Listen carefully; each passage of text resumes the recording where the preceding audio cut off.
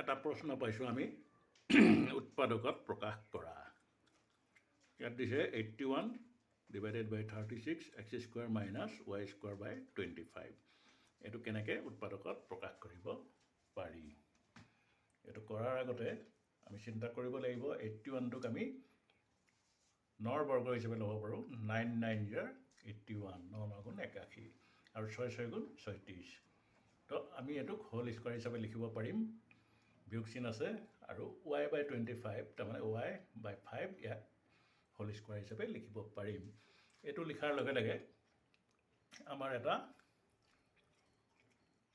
অভেদলৈ মনত পৰিব। অভেদবোৰ আছিলে এনেকুৱা ধৰণৰ: a plus b whole square is equal a square plus 2ab plus b square, আমাৰ a minus b whole square is equal a square minus 2ab plus b square, আৰু a square minus b square is equal to a plus b into a minus b। আৰু মোৰ অংকটো দেখিবলৈ এই অভেদটোত পৰিছে কাৰণ square square ইয়াত আছে।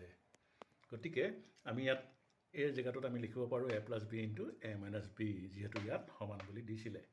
গতিকে মই মোৰ অংকটো বা লিখিব পাৰিম সমান a প্লাছ b, এইটো লিখিছোঁ, ইনটু a মাইনাছ b, তাৰমানে এবাৰ যোগ এবাৰ বিয়োগ। এইটো কৰাৰ পিছত অংকটো আৰু একো কৰিব নোৱাৰি, আৰু য'ত অংকটো লাগি ধৰে সেইটোৱে হৈছে উত্তৰ। এই অংকটো এনেকৈ প্ৰশ্নটো আহিলে ইয়াৰ উত্তৰ ইমানেই লিখিব পাৰিবা তোমালোকে। এইটো শুদ্ধ উত্তৰ।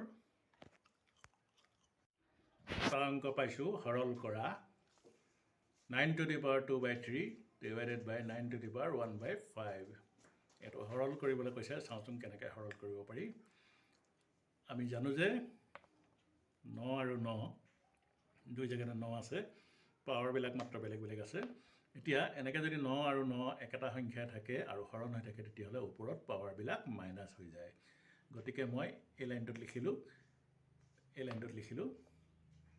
9 to the power 2/3 মাইনাছ 1/5। তাৰ পিছৰ লাইনটোত হ'ব 9 to the power,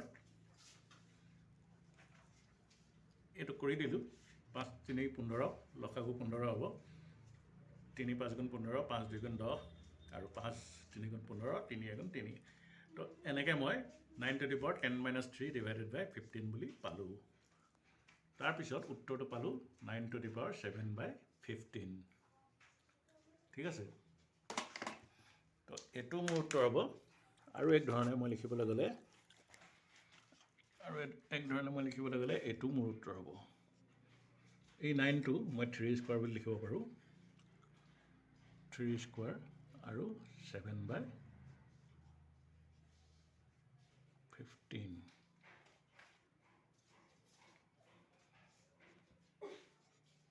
2 7 গুণ 14,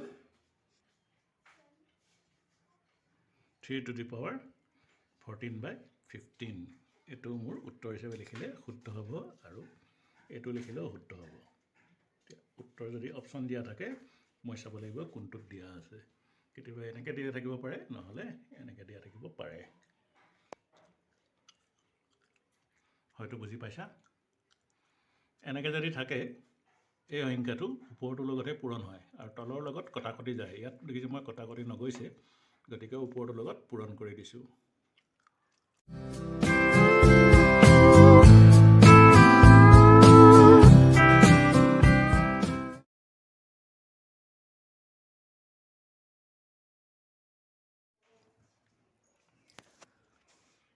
এটা প্ৰশ্ন পাইছোঁ আমি উৎপাদকত প্ৰকাশ কৰা।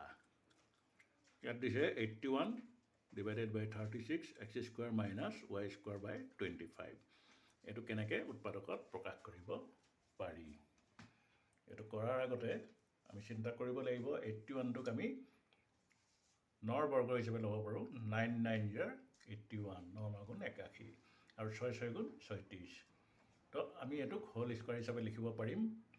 বিয়োগ চিন আছে আৰু y বাই 25 তাৰমানে y বাই 5 ইয়াক হোল স্কুৱাৰ হিচাপে লিখিব পাৰিম।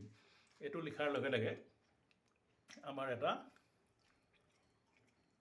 অভেদলৈ মনত পৰিব। অভেদবোৰ আছিলে এনেকুৱা ধৰণৰ: a plus b whole square is equal a square plus 2ab plus b square, আমাৰ a minus b whole square is equal a square minus 2ab plus b square, আৰু a square minus b square is equal to a plus b into a minus b আৰু মোৰ অংকটো দেখিবলৈ এই অভেদটোত পৰিছে কাৰণ square square ইয়াত আছে গতিকে আমি ইয়াত এই জেগাটোত আমি লিখিব পাৰোঁ a plus b into a minus b যিহেতু ইয়াত সমান বুলি দিছিলে গতিকে মই মোৰ অংকটো বা লিখিব পাৰিম সমান a প্লাছ b এইটো লিখিছোঁ ইনটু a মাইনাছ b তাৰমানে এবাৰ যোগ এবাৰ বিয়োগ এইটো কৰাৰ পিছত অংকটো আৰু একো কৰিব নোৱাৰি আৰু য'ত অংকটো লাগি ধৰে সেইটোৱে হৈছে উত্তৰ এই অংকটো এনেকৈ প্ৰশ্নটো আহিলে ইয়াৰ উত্তৰ ইমানেই লিখিব পাৰিবা তোমালোকে এইটো শুদ্ধ উত্তৰ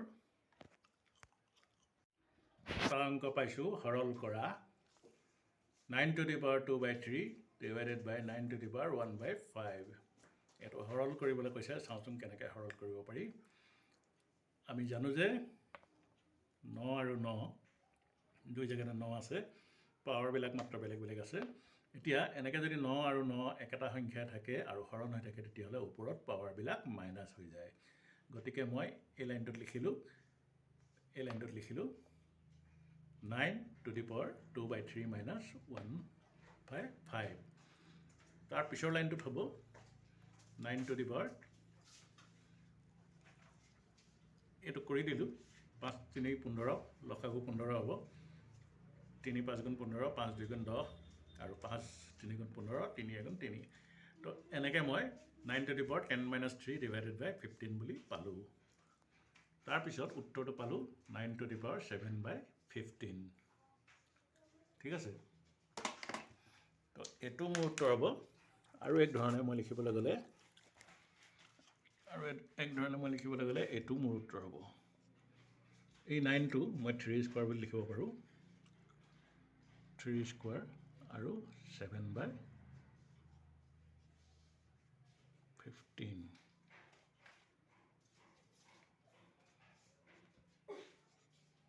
2 7 গুণ 14 3 to the power 14/15 এইটো মোৰ উত্তৰ হিচাপে লিখিলে শুদ্ধ হ'ব আৰু এইটো লিখিলেও শুদ্ধ হ'ব উত্তৰ যদি অপশ্যন দিয়া থাকে মই চাব লাগিব কোনটোত দিয়া আছে কেতিয়াবা এনেকৈ দিয়া থাকিব পাৰে নহ'লে এনেকৈ দিয়া থাকিব পাৰে হয়তো বুজি পাইছা এনেকৈ যদি থাকে এই সংখ্যাটো ওপৰটোৰ লগতে পূৰণ হয় আৰু তলৰ লগত কটাকটি যায় ইয়াত দেখিছোঁ মই কটাকটি নগৈছে গতিকে ওপৰটোৰ লগত পূৰণ কৰি দিছোঁ